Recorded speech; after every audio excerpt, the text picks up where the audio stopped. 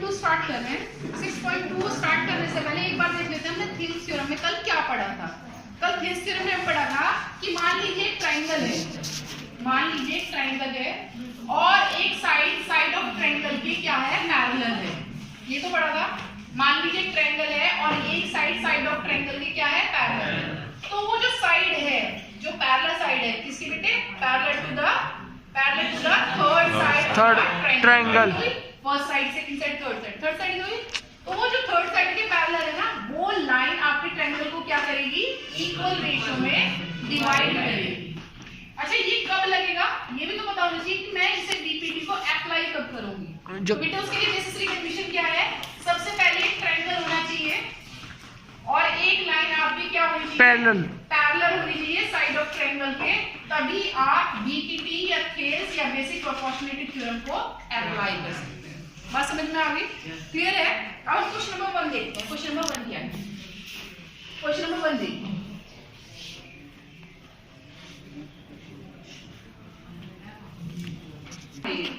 ये आपके पास ए है, ये डी है, ये ई है और ये बी है।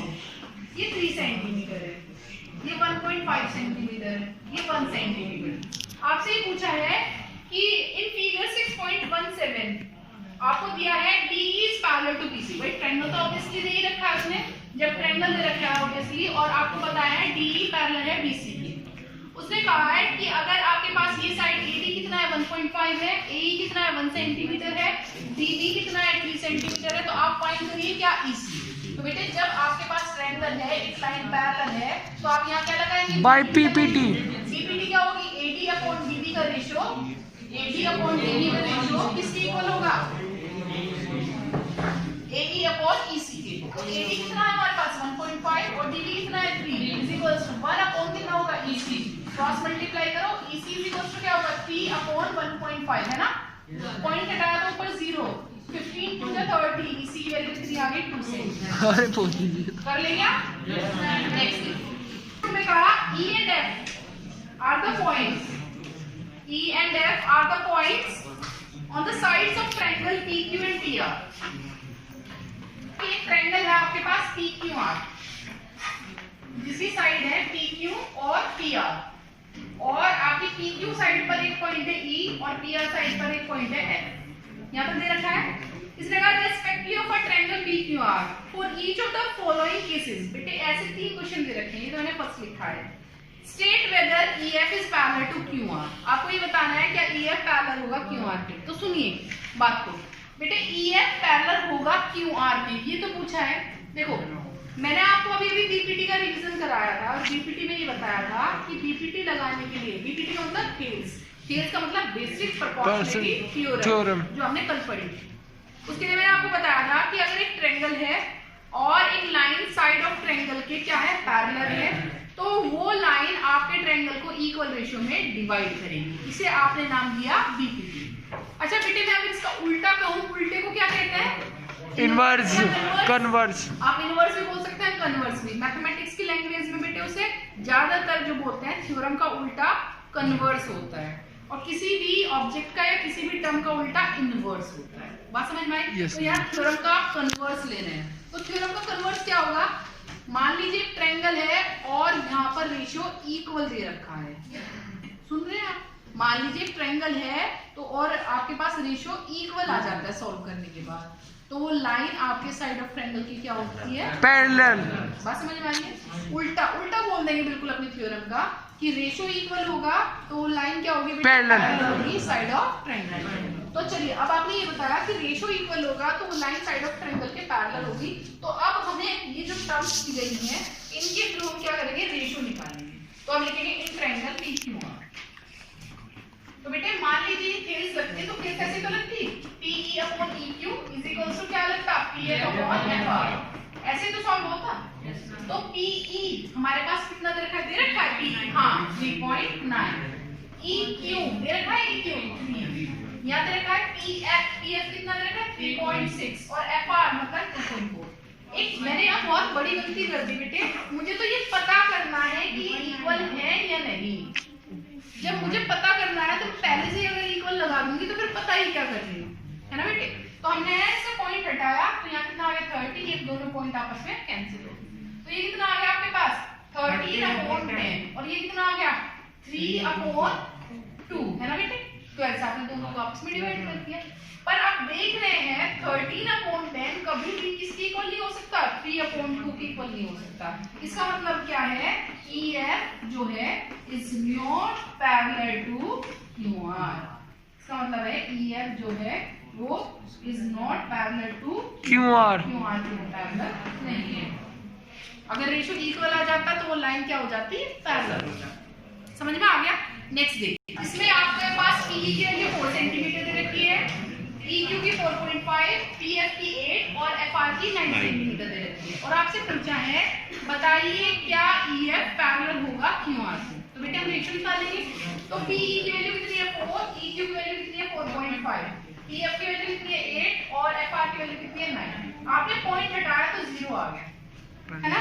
बेटे इसे सॉल्व करेंगे तो कितना आ जाएगा 5 8 जा 40, 5 9 जा 45। दोनों आपस में क्या है, पैरेलल इक्वल है। दोनों आपस में इक्वल है।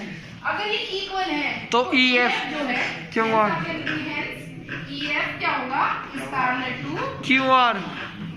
बहुत इजी दीदी है तो। 2 का क्वेश्चन नंबर 3 देख रहे हैं। एक्सरसाइज 6.2 का क्वेश्चन नंबर 3 क्या है, क्वेश्चन नंबर 3 है इन फिगर। ये फिगर है आपकी LM जो है, ये लाइन जो LM है वो पैरेलल है किसके, CB के। और जो ये लाइन है LN वो पैरेलल है किसके, CD के। तो आप इसको प्रूव करके बताइए कि AM/AB का जो रेशियो है वो किसके इक्वल होगा, AN/AD के इक्वल होगा। तो बेटे मैंने इसके लिए आपको कल कोरोलरी समझाई थी।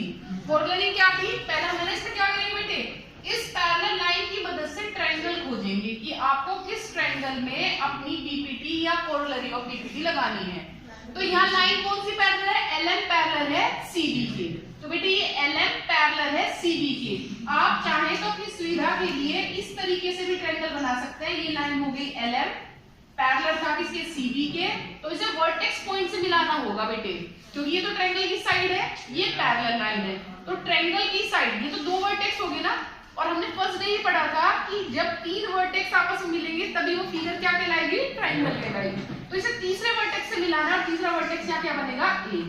इस प्रकार हमारे पास बेटे ट्रायंगल का क्या नाम बन गया, इस तरह से हमारे पास ट्रायंगल का नाम बन गया ABC।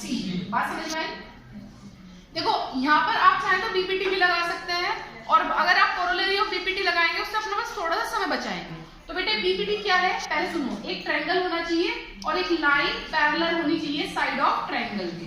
दोबारा सुनो, एक आपके पास ट्रायंगल होना चाहिए और एक लाइन पैरेलल होनी चाहिए साइड ऑफ ट्रायंगल के। तो वो लाइन जो है वो आपके ट्रायंगल को इक्वल रेशियो में क्या करेगी, डिवाइड। इसे बोलते हैं आप BPT या बेसिक प्रोपोर्शनलिटी थ्योरम।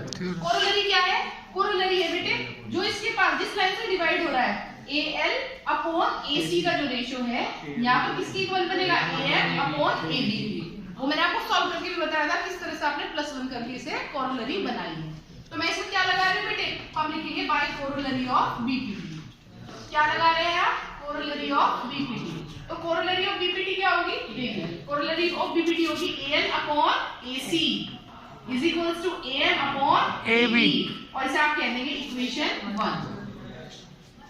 कुछ कहना है, दोबारा अगर आप देखें तो आपको ट्रायंगल ढूंढना पड़ेगा खुद से। इस बार दे रखा है LN पैरेलल टू CD। तो बेटे क्या दे रखा है, LN parallel to CD, LN parallel to CD। देखो LN parallel to CD, LN parallel to CD।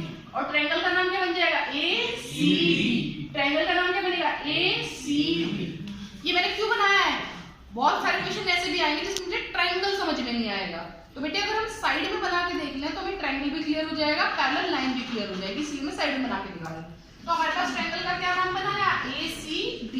इसमें कौन सी लाइन पैरेलल है, LN पैरेलल है किसके, CD के। तो मैं यहाँ क्या लगाना चाहती हूँ, corollary of BPT। Corollary of BPT। तो कोरोलरी ऑफ BPT क्या हो जाएगी, AL/AC is equals to AN/AB। और ये इक्वेशन होगी 2। अब आप ध्यान से देखिए इक्वेशन 1 और 2 को। यहाँ पर इक्वेशन 1 जो है वो इक्वेशन 2 के इक्वल है। उसका कारण क्या है, जब दोनों ही इक्वेशन की लेफ्ट हैंड साइड इक्वल है तो दोनों की राइट हैंड साइड इक्वल होगी। इसका मतलब क्या हो जाएगा, AM/AB is equals to AN/AB। AD, और आपको यही प्रूव करना था, हेंस बताओ क्लियर हो गया ये आपका क्वेश्चन। नेक्स्ट देखिए क्वेश्चन, DE किसके पैरेलल दिया है? AC से, मतलब जो ये लाइन है DE वो पैरेलल है किसके? AC से, and the line DF is parallel to AE, prove that DF upon FE is equals to BE upon EC। तो बेटे सीधी सी बात है, अभी हमें क्या पढ़ा रखा है? मात्र BPT पढ़ा रखी है, और लाइन पैरेलल है एक ट्रायंगल में। इसका मतलब आपको नहीं भी पता होगा ना तब भी आप समझ जाओगे, जब एक लाइन पैरेलल है ट्रायंगल में तो वहां क्या लगेगी बेटे? BPT लगेगी। तो हम लिखेंगे इन ट्रायंगल। ट्रायंगल खोजने का काम हमारा है, किसकी मदद से खोजेंगे? जो लाइन आपको पैरेलल दी होगी। तो चलिए देखो बेटे, यहाँ दी है DE पैरेलल टू CB, तो बाबू DE पैरेलल टू CB ही अपने दिमाग में रखिए, बाकी सबको भूल जाइए, बाकी सबको भूल जाइए। तो अब आपको बिल्कुल क्लियर दिख रहा होगा ट्रायंगल का नाम भी। तो ट्रायंगल का क्या नाम दिखाई दे रहा होगा? BAC। आपसे ABC भी लिख सकते हैं, इससे कोई दिक्कत नहीं। मैंने वर्टेक्स से लिखा क्योंकि उस वर्टेक्स से ही मैं यहाँ PPT लगाने जा रही हूँ, तो मैं क्या लगाऊंगी? By BPT। तो बेटे BPT क्या है मेरे पास? जब मैं BAC लिखती हूँ, वर्टेक्स पॉइंट B लिया है, तो B से क्या होगा? BD upon AD is equals to BE upon EC, और इक्वेशन नंबर 1। बात समझ में आ गई? दूसरी जगह आपको दे रखा था, इसमें भी आपको ट्रायंगल खुद से ढूंढना है। आपको दे रखा था DF is parallel to AE, DF is parallel to AE, DF is parallel to AE, is parallel to AE। DF किसके पैरेलल है? AE के। अगर DF AE के पैरेलल है तो इसका मतलब ट्रायंगल का नाम क्या बन गया? BAE, और अब यहाँ क्या लगा देंगे आप? BPT लगा देंगे। लगाइए BPT। तो BPT जब आप लगा रहे हैं तो क्या बनेगा? BD upon AD is equals to क्या होगा? BF अपॉन FB, और ये हो जाएगी आपकी, ये हो जाएगी आपकी इक्वेशन 2।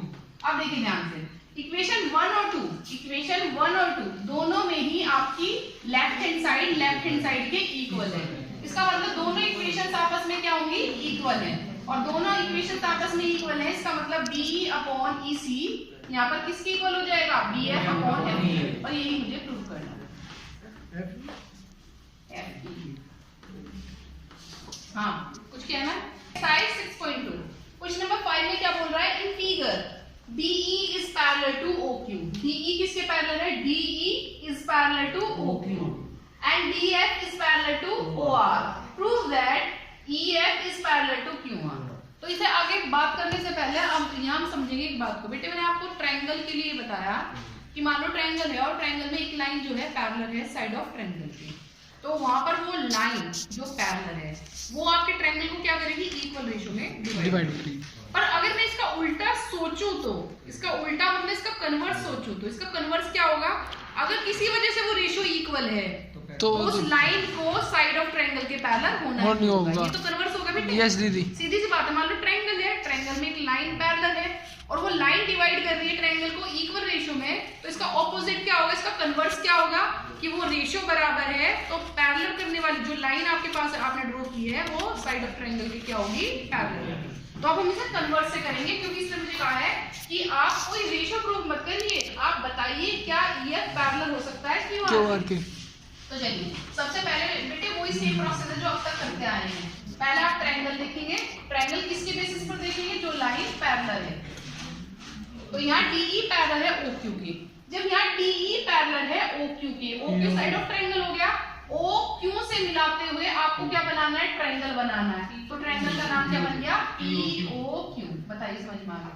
मैंने इसमें लगा दिया BPT लगा दिया, तो BPT क्या लगेगा बेटे? हमारे पास P वर्टेक्स पॉइंट है, तो PE upon EQ is equals to PD upon OD, equation number 1। समझ में आ गया? नेक्स्ट देखिए, अब हमारे पास में दे रखा है इसमें ट्रायंगल, हम खुद से ढूंढेंगे। दोबारा दे रखा है DF is parallel to OR, तो DF पैरेलल है किसके? OR के। तो OR साइड ऑफ ट्रायंगल हो गया, समझ में आ रहा है? OR साइड ऑफ ट्रायंगल हो गया।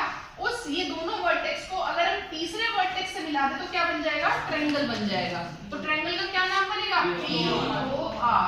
और आप यहाँ लगा रहे हैं, क्या लगा रहे हैं? BPT लगा रहे हैं। तो BPT लगाइए बेटे, क्या हो जाएगा? PF upon FR is equals to PD upon OD, equation number 2। अगर आप इक्वेशन 1 और 2 ध्यान से देखें तो इक्वेशन 1 और इक्वेशन 2 दोनों में ही आपकी राइट हैंड साइड एक दूसरे के क्या है, इक्वल है। और जब दोनों की राइट हैंड साइड इक्वल है इसका मतलब उनकी लेफ्ट हैंड साइड भी इक्वल है, तो क्या हो जाएगा PE अपॉन EQ किसकी इक्वल हो जाएगा, PF अपॉन FR। पर मुझे यहाँ पर ये प्रूव नहीं करना है, मुझे बताना है क्या EF पैरेलल है QR के। तो देखिए हमारे पास रेशियो बन रहा है PE अपॉन EQ, किसकी इक्वल बना, PF अपॉन FR। तो अगर मैं ध्यान से देखूं एक बार वो रेशियो किस पॉइंट पे उभरा है, E पर, और एक बार वो रेशियो किस पॉइंट पर उभरा है, F पर। इसका मतलब अगर E और F को मिला दे तो एक लाइन बन जाएगी, और जब रेशियो बराबर है तो EF लाइन किसके पैरेलल होगी, साइड पे। तो आप ये लिखेंगे hence by converse of BPT, hence by converse of BPT EF is parallel to QR। यही आपको प्रूव करना। कोई प्रॉब्लम है इसमें? Question number 7, using theorem 6.1 prove that a line drawn through the mid point of one side. देखो बेटे यहाँ से बस क्वेश्चन अगर आपने ध्यान से सुन लिया आपका आंसर खुद बन जाएगा। इसने कहा कि prove that a line drawn through the mid point of one side. तो इसने कहा कि एक लाइन पर आपने क्या ड्रॉ कर रखा है, मिड पॉइंट ड्रॉ कर रखा है। तो एक लाइन पर लेना था बेटे, यहाँ ट्रायंगल का कोई नाम नहीं बताया गया तो मैंने अपने आप से एक ट्रायंगल बनाया, क्या A, ठीक है। इसमें आगे कहा गया है of a triangle parallel to another side, जो आपने लाइन ड्रॉ की है वो पैरेलल है अनदर साइड, इसलिए मैंने लिखा D is parallel to BC, है ना। आगे उसने कहा बेटे जब मिड पॉइंट दे रखा था इसलिए मैंने लिखा D is the mid point of A। Last line इसमें क्या दी है, इसमें लास्ट लाइन दी है parallel to another side bisect the third side. देखो बेटे एक साइड के बारे में बात कर चुका था, दो साइड के बारे में बात कर चुका था, थर्ड साइड क्या बचेगी, AC। इसका मतलब बाइसेक्ट करता है, बाइसेक्ट कब करेगा, जब E मिड पॉइंट होगा, है ना। तो मैं इसलिए लिखा E is the mid point of AC। इसका मतलब आपको क्या प्रूव करना है, AE किसके इक्वल होना चाहिए, EC के। बात समझ में आई? इसमें आपको एक ट्रायंगल दे रखा है, एक लाइन पैरेलल दे रखी है और एक साइड पर आपको मिड पॉइंट ड्रॉ किया है। आपको बताना है कि जिस लाइन के थ्रू आपने मिड पॉइंट ड्रॉ कर रखा है ना वो थर्ड साइड को भी क्या करती है, बाइसेक्ट करती है। ये हम बता देंगे। देखिए हम इसका कैसे सॉल्यूशन करेंगे, तो उससे पहले हम इतनी बार लिखेंगे जितनी बात आपने सीखी है। इतनी बार क्या सीखी है कि एक ट्रायंगल होना चाहिए, एक लाइन होनी चाहिए पैरेलल, तो आप उसमें क्या लगा सकते हैं, BPT लगा सकते हैं। आपको दे रखा है एक triangle ABC, D is parallel to BC, तो आप क्या लिखेंगे भाई, BPT। क्या लिखेंगे BPT, AD अपॉन BB जो है वो किसकी इक्वल है, AE अपॉन EC की, क्योंकि वहां जगह नहीं थी, मैंने यहाँ लिखते हैं बेटे बाय BPT। बात समझ में आ गई? इक्वेशन नंबर 1 कह देंगे इसे। अब देखो इसने कहा है D जो है वो क्या है, मिड पॉइंट है। D जो है वो क्या है, मिड पॉइंट है, किसका, AB का। इसका मतलब क्या हुआ कि यहाँ AD इज इक्वल टू किसके होगा, DB, और आप DB में 1 से मल्टीप्लाई कर सकते हैं, नहीं कर सकते हैं, क्योंकि 1 तो सभी का मल्टीपल है। इसका मतलब आप इसे क्या लिख पाएंगे, AD upon DB is equal to 1, और ये कहलाएगी इक्वेशन नंबर 2। अगर आप इक्वेशन 1 और 2 को ध्यान से देखें दोनों जगह AD अपॉन DB है, इसका मतलब दोनों की लेफ्ट हैंड साइड इक्वल है, और जब लेफ्ट हैंड साइड इक्वल है तो इक्वेशन 1 और 2 आपस में इक्वल होंगी। इसका मतलब इनकी राइट हैंड साइड भी इक्वल होगी। इसका मतलब AE अपॉन EC किसकी इक्वल होगा, 1 के, और आपने क्रॉस मल्टीप्लाई करी, इसका मतलब क्या हो गया बेटे, AE किसकी इक्वल है, EC के। इसका मतलब ये हो गया कि आपके पास E जो है वो मिड पॉइंट होगा किसका, AC। E is the mid point of AC। E जो है मिड पॉइंट होगा AC। यही आपको प्रूव करना हो जाएगा क्वेश्चन, ठीक है। नेक्स्ट देखिए क्वेश्चन, नेक्स्ट 8 में दिया है ABCD is a using theorem 6.2, ये है नेक्स्ट क्वेश्चन, तो मैंने पहले पढ़ लिया था। Using theorem 6.2 prove that the line joining the mid points of any two sides. आपको ये प्रूव करना है, प्रूव करना क्या है वो मैं बात करता हूँ बेटे। आपको दिया हुआ है कि D और E, क्योंकि इसमें कहा है कि यहाँ पर मिड पॉइंट दे रखे हैं एनी टू साइड्स से, पर नाम नहीं दिया गया, इसलिए बेटे पहले हमने एक ट्रायंगल ड्रॉ किया, उस ट्रायंगल को नाम दिया ABC। अब उसने कहा दो साइड पर मिड पॉइंट है, तो मैंने दो साइड क्या ली, एक साइड AB और एक साइड AC। इनके मिड पॉइंट क्या लिए बेटे, D और E। जैसे आप D और E को मिलाएंगे तो एक लाइन बन जाएगी जिसे क्या कहेंगे, D। आपको यहाँ प्रूव करना है कि जो मिड पॉइंट्स के थ्रू आपने लाइन बनाई है वो साइड ऑफ ट्रायंगल की क्या होगी, पैरेलल। तो ये तो बहुत साधारण सी बात है। जब ये मिड पॉइंट दे रखे हैं इसका मतलब AD किसकी इक्वल है, DB के, और AE किसकी इक्वल है, EC के। इसकी मदद से आप क्या बना लगा देंगे? रेशो। रेशो इक्वल होता है तो कन्वर्स ऑफ बीपीटी से वो लाइन हमेशा क्या होगी? पैरेलल। यहाँ पर कोई लाइन पैरेलल नहीं दी गई है, आपको ये लाइन को पैरेलल करके दिखाना है। तो जब एबीसी में आप देखेंगे आपको क्या दिया गया है? D is the mid point of AB. D is the mid point of AB. अगर डी मिड पॉइंट है एबी का, इसका मतलब क्या है? AB is equals to BB. आप 1 से मल्टीप्लाई करेंगे तो इसे क्या लिख सकते हैं? इसे लिख सकते हैं AB upon BB is equals to 1 और ये इक्वेशन 1 कहलाएगा, है ना? अब आप लिखेंगे क्या किया है? E is the mid point of AC। अगर E मिड पॉइंट है किसका? AC का। इसका मतलब क्या है बेटे? दैट इज इसका मतलब क्या है? AE is equals to EC, है ना? अगर आप इसे 1 से मल्टीप्लाई करेंगे तो क्या लिख सकते हैं? AE upon EC is equals to 1 और ये इक्वेशन क्या होगी? 2। अगर आप ध्यान से देखें बेटे, इक्वेशन 1 और 2 की दोनों की राइट हैंड साइड आपस में क्या है? इक्वल है। इसका मतलब लेफ्ट हैंड साइड भी इक्वल है, इसका मतलब दोनों इक्वेशंस आपस में इक्वल है। तो आप उन्हें क्या लिख सकते हैं? AB upon DB is equals to किसकी इक्वल होगा? AE upon EC। और आप जानते हैं अगर किसी ट्रायंगल में रेशियो इक्वल है तो आप बाय कन्वर्स ऑफ बीपीटी आप क्या लिख सकते हैं कि वो लाइन आपके साइड ऑफ ट्रायंगल की क्या होगी? पैरेलल होगी। इसका मतलब क्या होगा? DE किसके पैरेलल हो जाएगा? B से। और आपको यही प्रूव करना है। So by converse of BPT आप क्या लिखेंगे? DE is parallel to BC। AB line जो है वो CD के क्या है? पैरेलल। आपको ये कहा गया है कि जो इसके डायगोनल्स हैं वो एक दूसरे को कहां इंटरसेक्ट करते हैं? O पर इंटरसेक्ट करते हैं। तो आप प्रूव करके बताइए कि OA upon OB is equals to क्या होगा? OC upon OD। पर आपने सिर्फ यहाँ तक क्या पढ़ा था बेटे? आपने सिर्फ यहाँ तक पढ़ा था कि एक ट्रायंगल में एक लाइन पैरेलल होनी चाहिए, जबकि इसमें ऐसा कुछ बन ही नहीं रहा है ना? जब नहीं बन रहा तो हम उसे बनाएंगे, कंस्ट्रक्शन कर देंगे दीदी। कंस्ट्रक्शन कर देंगे। आप क्या लिखेंगे? Draw OE perpendicular to CD आज है ना बेटे? आपने ड्रॉ करा परपेंडिकुलर CD पे काम करा बेटे, मैंने OE तो ये वाला परपेंडिकुलर टू AD। हाँ, AD पर आपने परपेंडिकुलर ड्रॉ कर दिया OE, ये यहाँ ये परपेंडिकुलर ड्रॉ। बात समझ में आ गई? चलिए, अगर आप ड्रॉ कर रहे हैं OE को किस पे? परपेंडिकुलर किस पे ड्रॉ कर रहे हैं? AD पर। तो बेटे अब मेरा सॉल्यूशन बन गया। कैसे बन गया? अगर आप ध्यान दें तो मेरे पास एक ट्रायंगल बनता है क्या? जिसका नाम है DAB। हाँ जी दीदी। DAB और एक दूसरा ट्रायंगल भी बनता है जिसका नाम है ACD। कोई सा भी ले सके दीदी। तो हम सबसे पहले लिखेंगे इन ट्रायंगल। पहला ट्रायंगल आपने लिया DAB और उसमें लिखा कि OE जो लाइन है वो पैरेलल है किसके बेटे? AB के। ठीक है, इसमें लिखना था OE is parallel to AB and AB is parallel to BC। ये लिखना तो ये पैरेलल होंगी। आपने ऐसी लाइन ड्रॉ की है, AD पर तो परपेंडिकुलर है और वो लाइन इस तरह से ड्रॉ की है कि वो OE लाइन जो है वो AB के भी पैरेलल है और किसके पैरेलल है? CD के भी पैरेलल। चलिए, तो ट्रायंगल क्या लिया आपने? DAB लिया, जिसमें OE लाइन किसके पैरेलल हुई? AB के। और बेटे जब लाइन पैरेलल हुई तो आप उसमें क्या लगा सकते हैं? BPT। बाय BPT लिखिए। BPT लगाइए बेटे। D यहाँ पर वर्टेक्स बन रहा है तो आपके पास क्या है? DE upon AE is equals to क्या होगा? OD upon OB।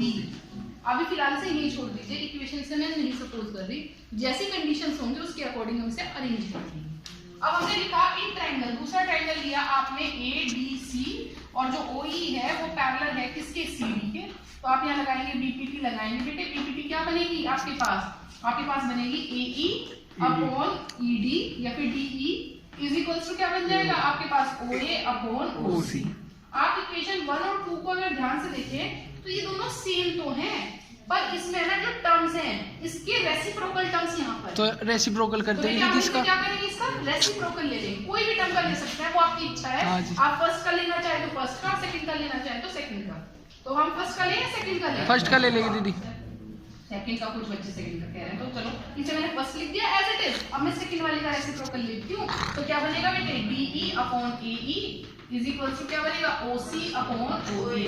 ये इक्वेशन नंबर 2 बनेगी।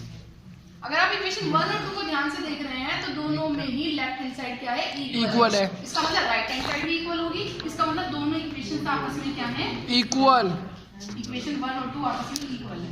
इसका मतलब OD अपॉन OB यहाँ पर किसके इक्वल होगा, OC अपॉन OA, जिसे आप इस तरीके से लिख सकते हैं जैसा आपके आंसर में रिक्वायरमेंट है। तो आपके आंसर में क्या रिक्वायरमेंट है, OA upon OB, OC upon OD।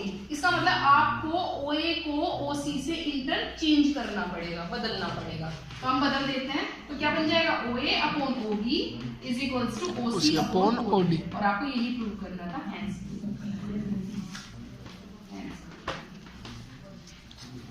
Clear है। डायगोनल्स ऑफ अ क्वाड्रिलेटरल, बेटे ये जो फिगर दे रखी है ना, देखो ये अगर आप ध्यान से देखें तो ये क्वाड्रिलेटरल है। जिस भी फिगर में आपकी 4 साइड होती है उसे आप क्वाड्रिलेटरल कहते हैं।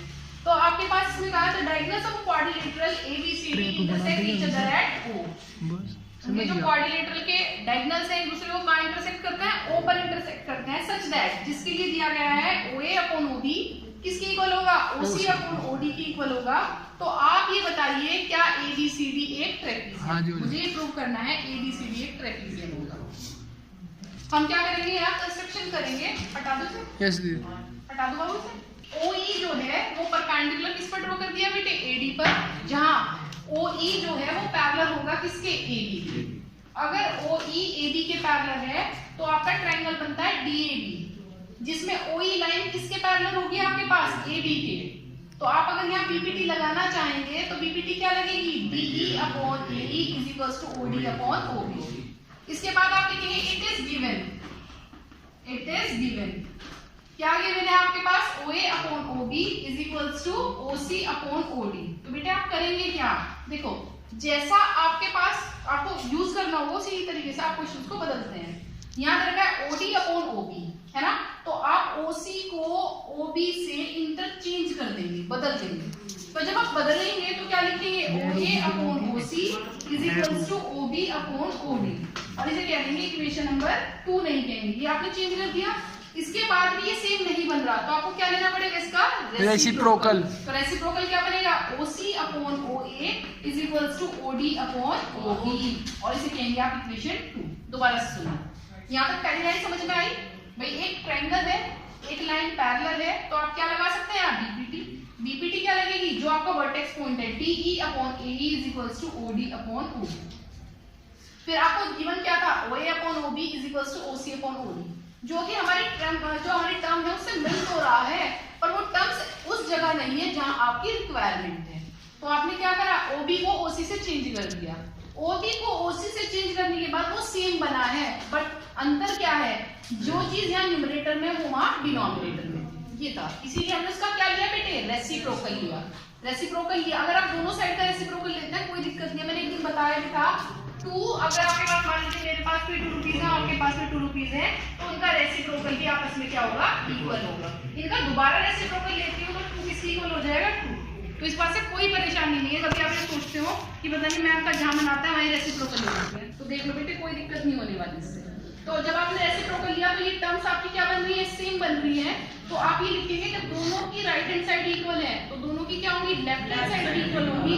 इसका मतलब दोनों इक्वेशंस आपस में क्या है, इक्वल है। और अगर आपकी दोनों इक्वेशन आपस में इक्वल है, इसका मतलब क्या हो जाएगा, DE अपॉन AE किसकी इक्वल आ जाएगा, OC अपॉन OA। तो अब आप यहाँ देखिए DE क्या है बेटे, DE अपॉन AE किसकी इक्वल आ रहा है, OC अपॉन OA। इसका मतलब क्या हो सकता है कि OE जो लाइन है वो पैरेलल होगी किसके, CD के। तो आप क्या लिखेंगे, यहाँ पे लिख दो, bye converse of BPT, bye converse of BPT आप क्या लिखेंगे कि जो ये OE लाइन है वो किसके पैरेलल होगी, DC के। अब देखिए OE लाइन यहाँ पैरेलल है AB के, और OE लाइन भी पैरेलल है यहाँ पर किसके, CD के। इसका मतलब AB जो लाइन है वो पैरेलल होगी किसके, CD के। और अगर AB लाइन पैरेलल है तो आप क्या लिखेंगे इसको, ABCD क्या हो जाएगा, एक ट्रेपीजियम। हाँ तो वो दोनों बस नहीं हो जाएगा बेटे।